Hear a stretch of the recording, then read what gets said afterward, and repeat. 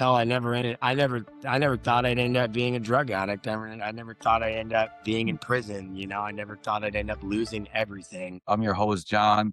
I'm here with a real special guest, one of the coolest dudes I ever had. I didn't meet him yet. I only met his whip, which is dope. We posted it up and he reached out to us. So Kyle's a super cool guy, super nice, super friendly, super humble, like, unbelievable. Like really what this car community is all about. And it's a real pleasure to have him here with us. I got Kyle here. What's up, Kyle from California? How you doing, brother? What's up, everybody? Man, this is awesome, bro. You got the low blow in the backdrop. We got everything, man. 666 up top. Man. You know it, man. Hell yeah. All right. So a little bit about yourself. You got an awesome story. I don't know how much we want to delve into it, but you had a wild past, man. And I think it's all led up to this build you got right behind you. If you wanna touch on that or go from there. Most people who know me, they know my story. But for those who don't, my name's Kyle Hogue. Um, I grew up very poor. Mother died when I was very young, and my dad was in prison. I didn't meet my dad till I was about 18 years old. But I moved to Vegas at a young age from a small town. But this town, I actually live here again. It's Paso Robles, California. When I was I think 14 years old, I got a chance to move out to Vegas, and I was out there for 16 years, and I didn't really know what I wanted to do, but I ended up getting into the hot rod scene and building cars, and one thing led to another, and long story short though, like that life caught up to me quick, and it's crazy. I did a lot of cool things. I built a lot of cool shit. I learned, I fucked up a lot of shit. Like, don't get me wrong, I fucked up a lot of shit. But I really never knew like that was the direction I was going in my life. Like I put up cell phone towers when I was younger, and that's what I did for work. I never knew that I would be working on cars full time or building cars full time. Hell, I never thought I'd end up being a drug addict. I never thought I'd end up being in prison. I never thought I'd end up losing everything. I never thought I'd be rebuilding my life for nothing. I don't know, man. We can get into whatever you want, man. I'm an open book, and Yeah. I'm just here to talk and be honest. No, that's awesome. I know you mentioned honesty was a big key to where you're at now. And I think that's really awesome how like selfless and open you are. And I think that really helps a lot of people. You mentioned I think you had a shop at one point. I did. I had a shop, and me and my ex-wife had a shop out in Boulder City, Nevada called Hogue Motorsports. Actually, it was open for about 3 years. It wasn't very long, but the 3 years that it was open, we did a lot of stuff. We did a lot of crazy shit, and I ended up. I got a phone call from Counts Customs producers one day, and they were like, "Hey, we want to come down and we want to film your shop." And Danny had never taken the film crew to another shop before. So the deal was that they would do it, but they only wanted to see rat rods in the shop Okay. because that didn't mess with their business at all. So that's what I was told. And I said, yeah, I'll pull everything out. So if you see the episode, there's like a stack of cars parked outside, but all the rat rods and stuff were inside the shop. How many like percentage of your business was like rat rods? Like, cause you were like dabbling in everything. Rat rods were just fun, like rat rods caught the most So attention. Like cool. They I do. I built a rat rod when I first opened up my shop. I think it was back in like 2012. And I used to hang out with Steve Darnell from Vegas Rat Rods and stuff. I used to hang out with Steve a lot, but I really wanted a rat rod that was lower than Steve's car. So I built this car to be lower than Steve's D Rod, and I did it. And I did that, but I had no idea how much that car was going to do for me. I Right. had no idea. I built it for fun. I didn't build it for anything other than that. But that car got us on TV, us on the Discovery Channel and the History Channel. It was just yeah, I was on Steve Darnell's show, Vegas Rot Rods, the first season, when we were building the Quit Your Bitching car. He's got the gasser style car that says "Quit Your Bitching" on the side of it.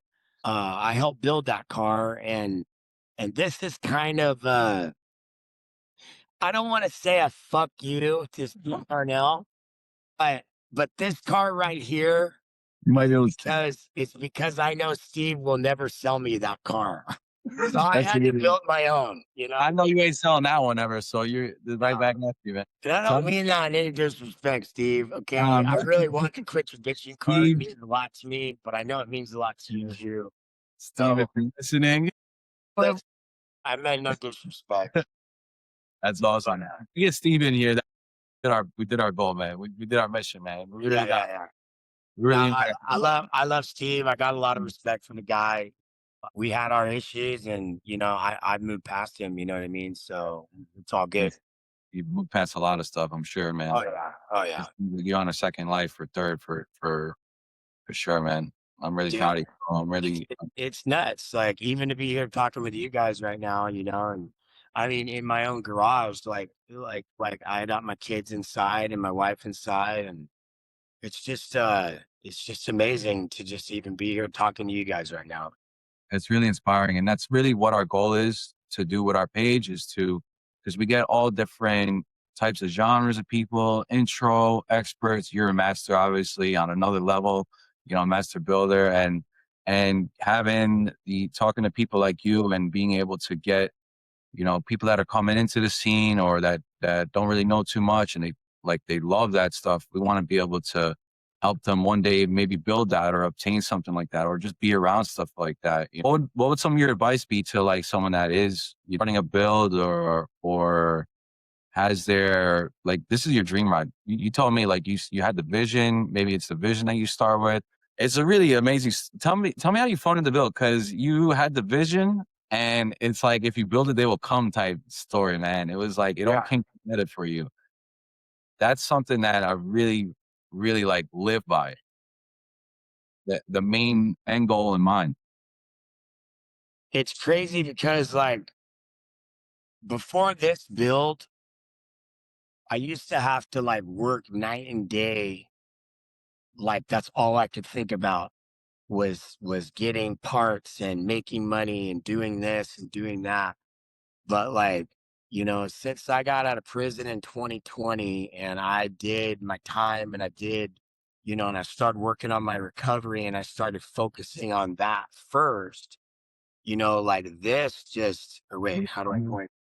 That right there just like fell in it didn't fall in my lap, but like, like things happened over and over again. Like I got a job.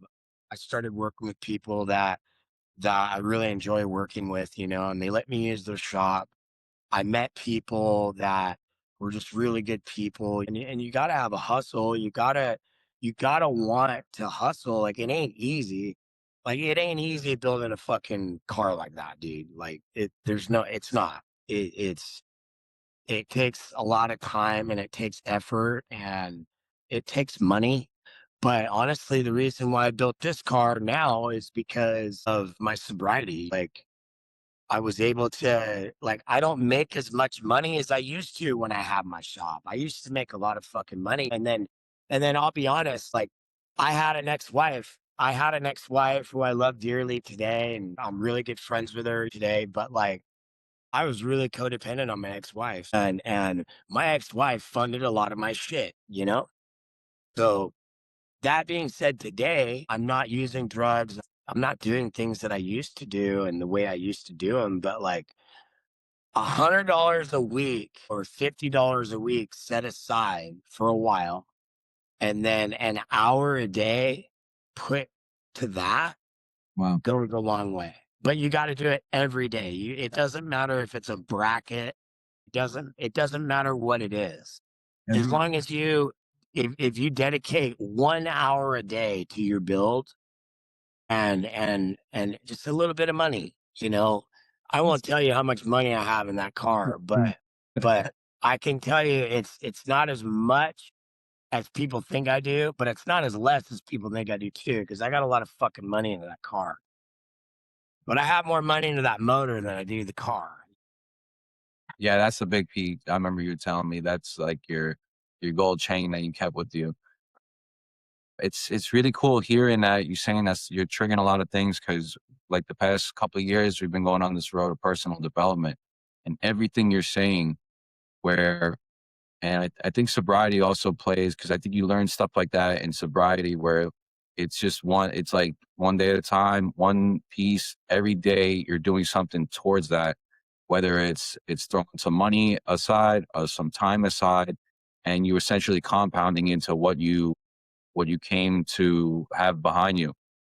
And it's like a culmination of all your little efforts. People think that it's like, oh, you gotta, a lot of those guys at SEMA, you see them, they're like 6 months road to SEMA, they'll dump a bunch of stuff, boom. That's all TV and stuff like that. But like the dudes that are just building that one piece at a time, that little time or whatever you got. I was building this car a couple hours a day after work, and then the next thing I know, 5 months later, we got invited to go to SEMA, and yeah, we were parked outside. We weren't inside. You did it. That You did the that thing. didn't matter to You me. did it, It bro. didn't matter to me at all. You did it. It wasn't it wasn't a SEMA build, but that didn't matter to me at all. Like, we're going to SEMA, we can park our shit outside, and we're gonna go have fun and meet some people, you know what I mean? Oh man, God, we didn't get to meet you yet. We're gonna meet each other for sure. Yeah, bro, that's divine, baby. We're already halfway there. Sobriety is definitely like a powerful achievement, man. Because I mean, we've been on our path to it lately, and it's awesome meeting people like you because it just tells us we're on the right path. How has maintaining sobriety influenced your personal and professional life as far as everything around you? Like it seems like a almost a major ripple effect. Like you're like I said, it sounds like you got a second life. You're living a whole nother life, man. Dude, it's so beautiful. I mentioned it earlier, like, my ex-wife hated me, dude. She fucking there was, like, no way I was gonna talk to my ex-wife again. I talk to my ex-wife now. I talk to her every day. I talk to her multiple times a day. I talk to my Me and her have my oldest daughter's with her. I talk to her every day. I talk to my I talk to my ex-wife's boyfriend all the time. I show up to work on time. I respect my boss. I respect my wife. I respect myself. What, honey? You gotta go pee? Okay, okay, go pee and let me know when you're done. Okay, I love you. I have my kids and man, like, this shit's cool, you know? That used to be the shit that I lived for, and drugs and fucking adultery and all the shit Yeah. the world is so mixed up in right now, dude. And I see a lot of it everywhere. And dude, it is so bad. And I don't judge. I don't judge. I am nobody to judge, but I can't live that life anymore, and I won't. I love my kids. I get to spend time with my kids. I get to go to work. I get to make money. I get to build cool cars. I get to go to whatever car show I want. I can go to bed at night. You know what I mean? And I'm not thinking about what lie I'm telling, what, how much I owe the dope guy, whatever.